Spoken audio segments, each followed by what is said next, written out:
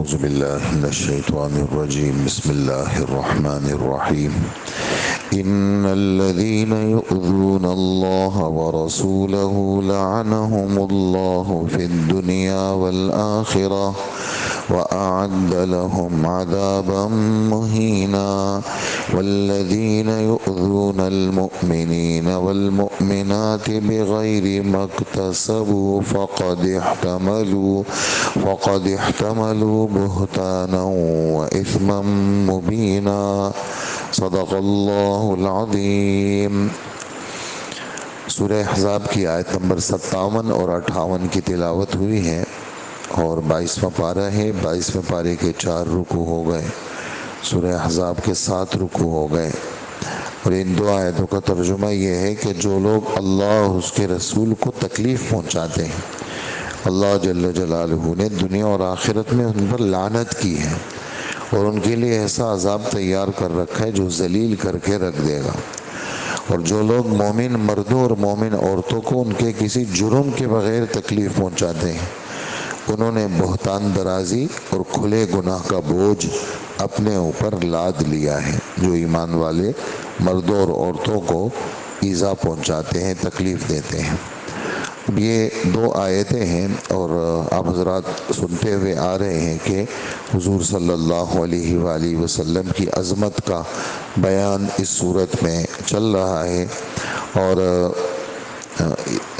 پچھلی آیت جو گزشتہ کل آپ نے سنی، آیت نمبر 56، اس میں صلاۃ و سلام کا ذکر آپ حضرات نے تفصیل کے ساتھ سنا، اور اللہ کے فضل سے ایمان والوں کے سامنے جب بات آتی ہے تو ایمان والے عمل بھی کرتے ہیں اور کوشش کرتے ہیں کہ اپنی زندگیوں کو عمل سے آباد کریں، اور درود شریف ایک مقبول عبادت ہے اور اللہ کا فضل ہے، لوگ کرتے ہیں اور جب بات آتی ہے تو اس میں پیچھے نہیں ہٹتے۔ آج کی جو آیت ہے اس میں اللہ اور اس کے رسول کے ایذا کا ذکر ہے۔ ایک ایذا کی قسم، ایذا مانے تکلیف دینا، ایک تکلیف دینے کی قسم گزشتہ کل پچھلی آیتوں میں، گزشتہ کل تو نہیں، کافی فاصلہ ہو گیا ان آیتوں کا، جس میں یہ تھا کہ بھئی بغیر دعوت کے چلے گئے، یا یہ ہے کہ دعوت دی ہے اور وقت سے پہلے آ گئے، یا یہ ہے کہ وہاں پر بیٹھ کر کے دعوت کھانے کے بعد پھر وہاں بیٹھ کے باتیں ہو رہی ہیں۔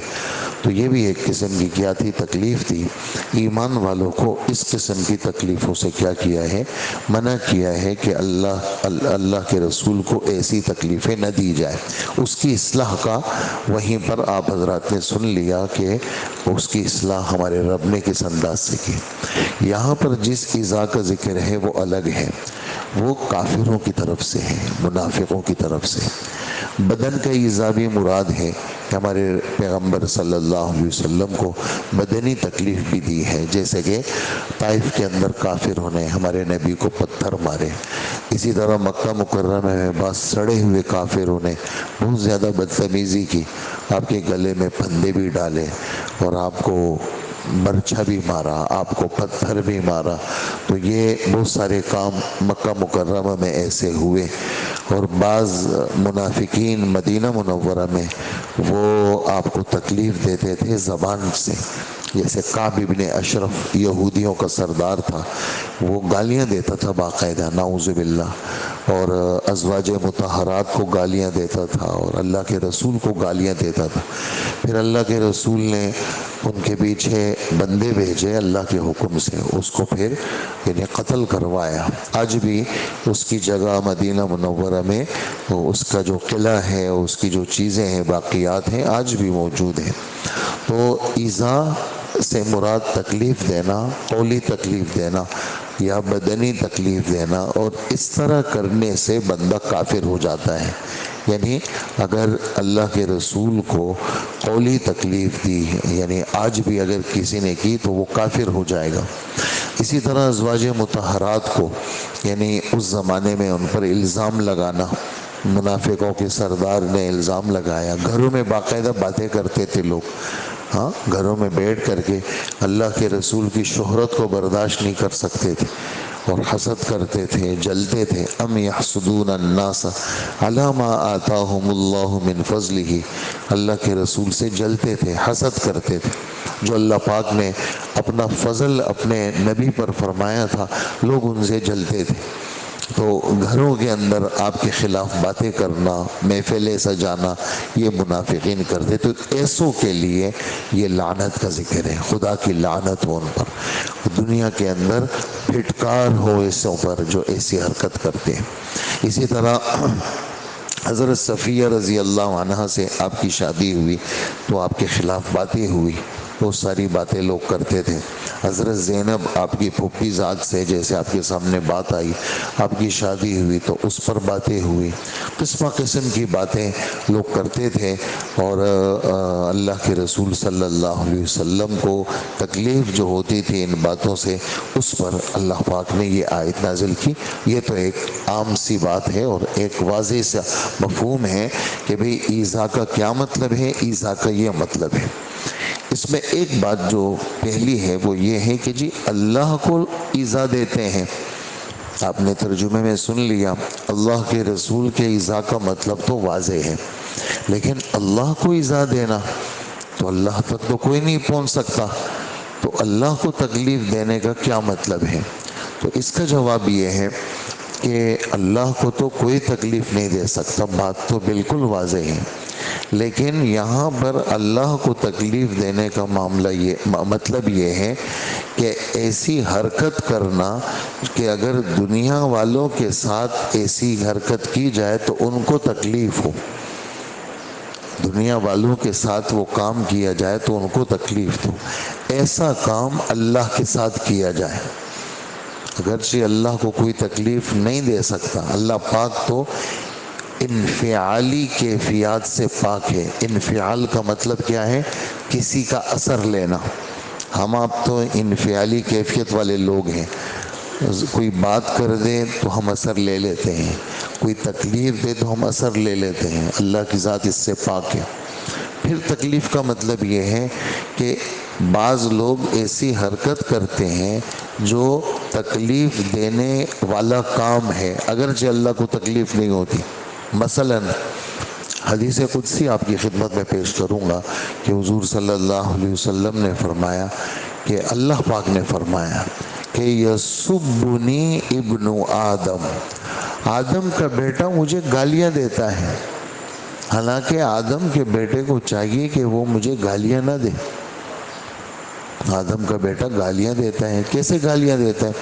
کہا کہ گالیاں یوں دیتا ہے کہ یہ زمانے کو برا بلا کہتے ہیں، زمانے کا بیڑا غرق ہو، زمانہ ایسا ہے، زمانہ ایسا ہے، حالانکہ میں خود زمانہ ہوں، یعنی زمانے کو پیدا کرتا ہوں، پیدا میں نے کیا۔ تو اگر کسی نے زمانے کو گالی دی تو یہ ایسا ہے جیسے اس نے مجھے گالی دی، اگر کسی نے زمانے کو برا کہا تو یہ ایسا ہے جیسے اس نے مجھے برا کہا۔ اس لیے آدم کے بیٹے کو یہ بات زیر بھی نہیں دیتی کہ وہ زمانے کو برا بلا کہے۔ اسی طرح ایک دوسری حدیث قدسی، وہ بھی اللہ پاک کا فرمان ہے کہ آدم کا بیٹا تو بڑا عجیب ہے، یہ تو مجھے گالیاں دیتا ہے۔ ہاں جی، وہ کیسے؟ کہا گالیاں یوں دیتا ہے کہ یہ کہتا ہے کہ میری بیوی ہے اور میرے بچے ہیں، حالانکہ میں تو بیوی سے بھی پاک ہوں، میں تو نہ کسی سے پیدا ہوا ہوں نہ مجھ سے کوئی پیدا ہوا ہے، اور میں بیوی کا محتاج بھی نہیں ہوں۔ تو یہ ایسا ہے نعوذ باللہ جیسے کسی انسان کو کہیں کہ تو گدھے کا بچہ ہے۔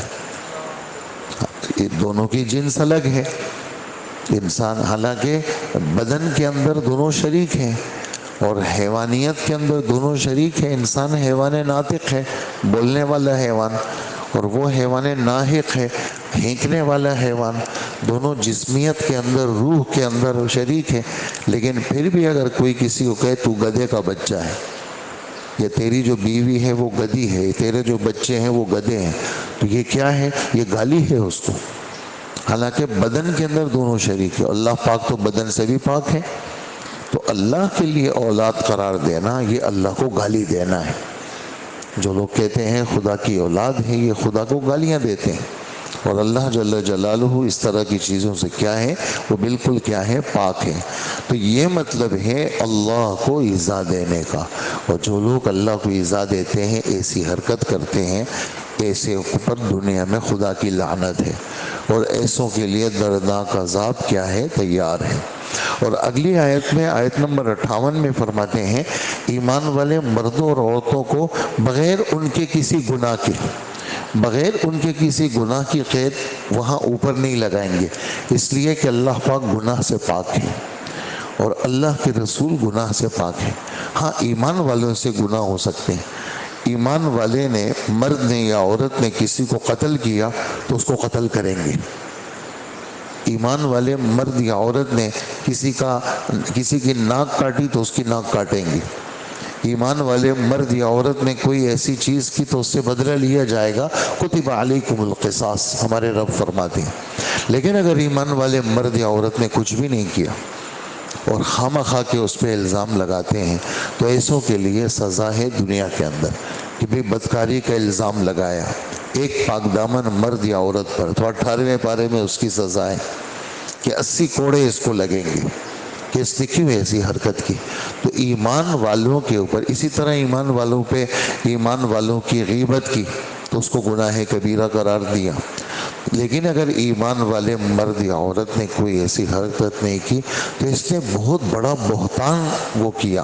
بہتان کسی کے اوپر اس کے بغیر کیے ہوئے کوئی بات کہہ دینا، بہتان زبان سے کسی کے اوپر کوئی بات کہہ دینا، اس کو بہتان کہتے ہیں، اور اس نے کچھ کیا نہیں ہے، اور اسی طرح کوئی اور ایسی بات کی تو بہت بڑا گناہ کا بوجھ اس نے اٹھا لیا، اور جب تک یہ ایمان والا اس کو معاف نہیں کرے گا اس وقت تک اس کی معافی کیا ہے، وہ مشکل ہے، ناممکن ہے۔ تو یہ ہے ان دو آیتوں کا خلاصہ جو آپ حضرات کی خدمت میں پیش ہوا۔ اللہ جل جلالہ ہمیں عمل کی توفیق عطا فرمائے۔